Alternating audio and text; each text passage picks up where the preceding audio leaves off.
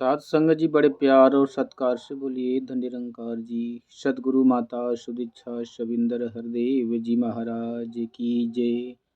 निरंकारी राजमाता गुरु बचन अवतार की जय। सत्संग जी हर पल प्रभु का ख्याल सिमरन याद इस मन में आती रहे, इसके लिए सतगुरु ने सेवा सत्संग सुमिरन ये 3 कर्म दिए ताकि हम इसमें व्यस्त रहकर इस प्रभु परमात्मा निराकार ब्रह्म को प्रतिपल याद कर सकें। अन्यथा सत्संग जी कहते हैं कि कर्म धर्म के चक्कर में नर मन से राम भुलाता है और फंसे वह कीच के भीतर ज्यों ज्यों पैर बढ़ाता है। सत्संग जी अगर खुद के निजी जीवन में अगर देखा जाए तो जब भी हम कार्य में व्यस्त हो जाते हैं तो कार्य में ही मन केवल लगा रहता है, परमात्मा की याद भूल जाती है। तो इस प्रकार जब तक हम दिन में जगे होते हैं, सत्संग जी सारे कार्य में बिजी होते हैं तो परमात्मा की याद नहीं आती है। इसीलिए संत महात्मा बार बार हर कार्य में प्रभु परमात्मा का, संत महात्माओं का, सेवा का, सुमिरन का शामिल करना अति आवश्यक होता है ताकि हमें ज़्यादा से ज़्यादा इस प्रभु परमात्मा की शुद्ध बनी रहे, याद बनी रहे। क्योंकि सत्संग जी इसके बिना जो हमारा जीवन है अधूरा होता है। जैसे नमक के बिना कितना भी प्यारा व्यंजन हो फीका लगता है, ऐसे ही सत्संग जी प्रभु परमात्मा के बिना जीवन कितना भी संपूर्ण क्यों न हो पर सत्संग जी अधूरा लगता है। इसलिए प्रभु परमात्मा को प्राप्ति के लिए हमेशा प्रयत्नशील रहना चाहिए सत्संग जी, क्योंकि ये प्रयत्न ही इंसान को इस दर तक जोड़ सकता है। अगर हम सोचें सत्संग जी कि मैंने अपनी मर्जी से भक्ति कर रहे हैं और उस प्रतिमा के आगे हम नतमस्तक हो के अपने जीवन को अर्पण कर रहे हैं, केवल यही मंजिल का लास्ट सिरा समझ रहे हैं सत्संग जी, तो ये जीवन मिट्टी के बदले, कौड़ी के बदले हीरा जन्म चला जाएगा। हीरा जन्म अनमोल है होत न बारंबार, जो फल पाक भुएं गिरे बहुर ना लागे डार। ये दोबारा प्राप्ति होने वाला नहीं है। इसलिए सत्संग जी चेतन होके इस भक्ति को करना है कि भई प्राप्त मानुष देवरिया, गोविंद मिलन की ये तेरी बरिया, और काज तेरे की थे न काम, मिल साध संगत भज केवल नाम। कि प्राप्त ये हुई है इसीलिए कि प्रभु परमात्मा जो ईश्वर है, गॉड है, वाहिगुरु, जिसे हम कई नामों से जानते हैं अलग अलग, इस समय एक ही सत्ता, एक ही ब्रह्मांड को पूरी शक्ति यही समाई है, कोई अलग नहीं है। इस शक्ति की पहचान कराने के लिए सतगुरु माता सुदीक्षा शविंदर हरदेव जी महाराज ने अपने जीवन कार्य में हर पल प्रयत्न कर रही हैं कि हर वो इंसान इस शक्ति की, इस सत्ता से परिचित हो जाए, जान जाए, देख ले कि कौन सी शक्ति है जिसे हम राम, कृष्ण और अन्य नामों से जानते हैं। सत्संग जी वही शक्ति समय के अनुसार आती है और अपने कार्य को संपूर्ण करके फिर इसी में जाके लीन हो जाती है। जब इसकी ज़रूरत थी त्रेता युग में, रावण का अत्याचार असीम सीमा पर हुआ था कि यज्ञ पूजा पाठ जब तप करना संभव हो गया था। हर जगह उसने राक्षसों का बोलबाला फैला दिया था कि कहीं भी देवताओं की स्तुति पाठ पूजा न हो पाए। धर्म को उसने पूरा ही कैद कर रखा था। फिर इसके लिए कहते हैं कि जब जब हुई धर्म की हानि, बाढ़ई असुर अधम अभिमानी, तब तब धरि प्रभु मनुज शरीरा, हरहि सदा सज्जन भव पीरा। कि तब तब यही शक्ति प्रभु परमात्मा के रूप में किसी न किसी नाम से अवतरित होती है धरती धरा पर, और अपने तेज प्रकाश से, अपनी शक्ति से उस अधर्म का नाश करके फिर इसी शक्ति में मिल जाती है सत्संग जी। जिस प्रकार सत्संग जी कहते हैं कि बादल से तड़कती हुई बिजली किसी जीव को, किसी पेड़ को मारकर फिर जाके बादल में ही छुप जाती है। इसी प्रकार सत्संग जी ये शक्ति परमात्मा की निराकार ब्रह्म से प्रकट होती है और फिर इसी निराकार ब्रह्म में समाहित हो जाती है। ये बार बार युगों युगों में अनेक नामों से आवागमन हुआ कि कभी राम में, कभी दुर्गा में, कभी काली में, कभी सरस्वती में, कभी हनुमान में, कभी परशुराम में। ऐसे तमाम शरीरों के अंदर ये शक्ति जब जब इसकी ज़रूरत पड़ी सत्संग जी ये शक्ति प्रकट हुई और अपना कार्य सिद्ध करके फिर इसी में समाहित हो गई।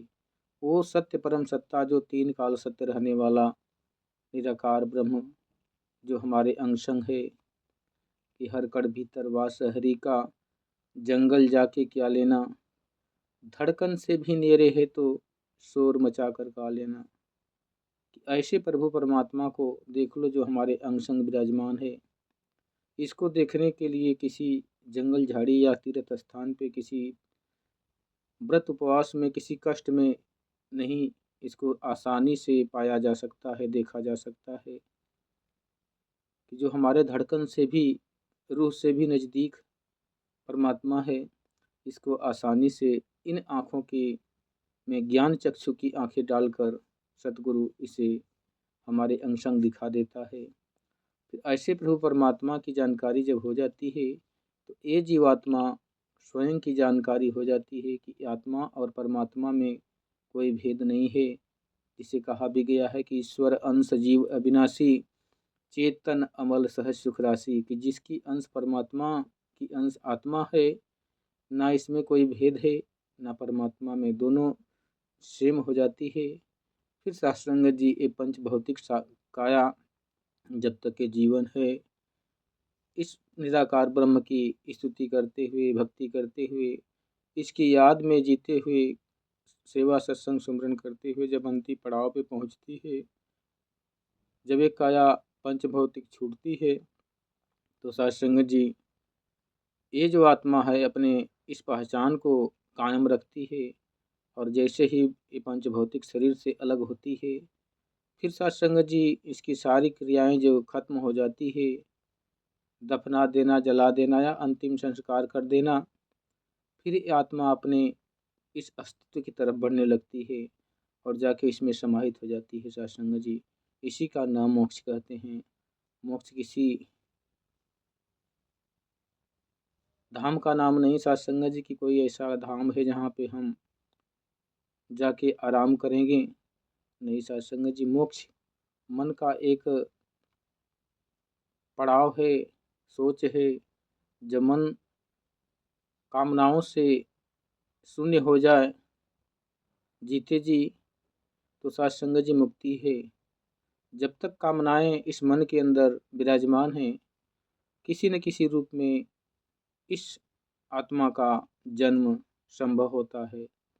इसलिए कहते हैं कि इच्छाओं को दबाना भी नहीं है, जितना हमारा अच्छा से इस जीवन में प्रभु के चरणों में रहकर भक्ति कर सकते हैं, उसमें तत्लीन रहते हुए सारे कर्म करते हुए जो लाभदायी हों अपने लिए भी और दूसरों के लिए भी, सत्संग जी जीवन जीते जाना है और इसकी मुक्ति की तरफ अग्रसर बढ़ते जाना है। सत्संग जी कि पल पल इसकी याद अंतिम तक प्रयास करते रहना, अभ्यास करते रहना है कि करते करते अभ्यास हुआ सील पर परत निशान। कि जब रस्सी पत्थर के ऊपर बार बार घिसती है तो पत्थर के ऊपर भी वो निशान बन जाते हैं। तो ऐसे इस आत्मा को मन के द्वारा प्रभु परमात्मा की याद को बार बार वो प्रयास करना है, अभ्यास करना है कि ताकि कहीं उस कष्ट में घिर कर जो कहते हैं कि जन्मत मरत दुसह दुख होई, तो उस कष्ट से कहीं ऐसा ना हो कि प्रभु परमात्मा की याद भूल जाए। तो सत्संग जिसको इतना गहराई में याद कर लेना है कि कभी किसी जन्म में ये याद परमात्मा की भूल ना पाए। जो आत्मा को ये परमात्मा की याद भूल जाती है अंतिम क्षण में साथ संगत जी, वही आत्मा इस मानव योनि में या अन्य योनियों में, इस 84 लाख के जीवों में भ्रमण करती है बार बार और अनेक कष्ट यातनाएं पाती है साथ संगत जी। आंखों से देख सकते हैं कि कहीं कितने कीड़े मकोड़े क्षण में मरते हैं, क्षण में जिंदा होते हैं। कितने कितने भयानक दुख देखे जाते हैं। किसी का पैर कुचा है, किसी की टांगें टूटी है, किसी की आंखें फूटी है। साथ संगत जी ऐसे तमाम अगर चिंतन करें तो जीवात्मा इन शरीर में बैठकर कितनी कष्ट भोगती है। इन्हीं कष्टों से निजात पाने के लिए ये प्रयास किया जाता है कि इस 84 लाख की योनियों से इस जीवात्मा को परमात्मा में मिला के धन्य कर दिया जाए। और ये मार्ग संभव है, आसान है, लेकिन इंसान अज्ञानता के कारण इसको इतना कष्टहीन कर दिया है, कष्ट से भर दिया है साथ संगत जी। और जिस मार्ग पर इंसान इसको पाने की कोशिश करता है साथ संगत जी, वो मार्ग पर संभव भी नहीं है कि परमात्मा मिल जाए। क्योंकि जिस ज्ञान के द्वारा लोग प्रयास कर रहे हैं कि ये मंत्र जप लो, प्रभु का नाम ले लो, भगवान एक न एक दिन कृपा करेगा। साथ संगत जी ये एक असंभावनक बातें हैं जहाँ केवल उम्मीद है पर पहचान नहीं है साथ संगत जी। तो उस उम्मीद के मंजिल के पास खड़े होकर भी कहीं हम इससे चूक न कर जाएं कि जैसे भगवान राम जब धनुष यज्ञ हो रहा था तो वहाँ पे अच्छे अच्छे लोगों को भी भ्रम हो गया। वहाँ पे लिखा भी गया है कि जाकी रहे भावना जैसी, प्रभु मूरत देखी तन तैसी।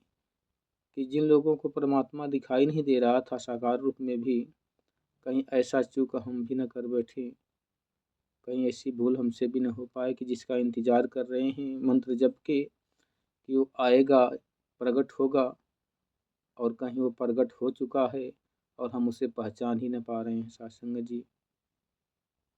इसीलिए कहते हैं कि अभी समय है, कुछ नहीं बिगड़ा, शरण गुरु के आने का।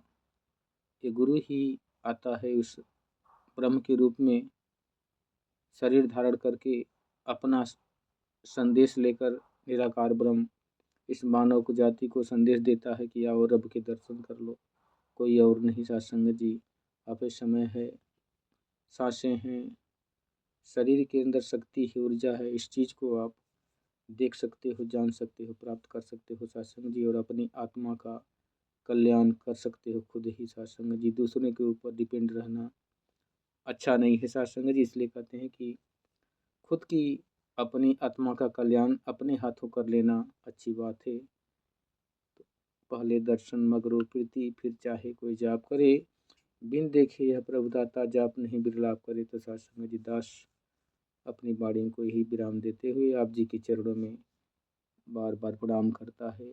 धन निरंकार जी, जो भी गलतियाँ हों बख्श लेना और आगे से सद्बुद्धि देना कि आपके ही चरणों में ये जीवन प्यार से, नम्रता से बीत जाए। साथ संगत जी प्यार से कहना, धन निरंकार जी।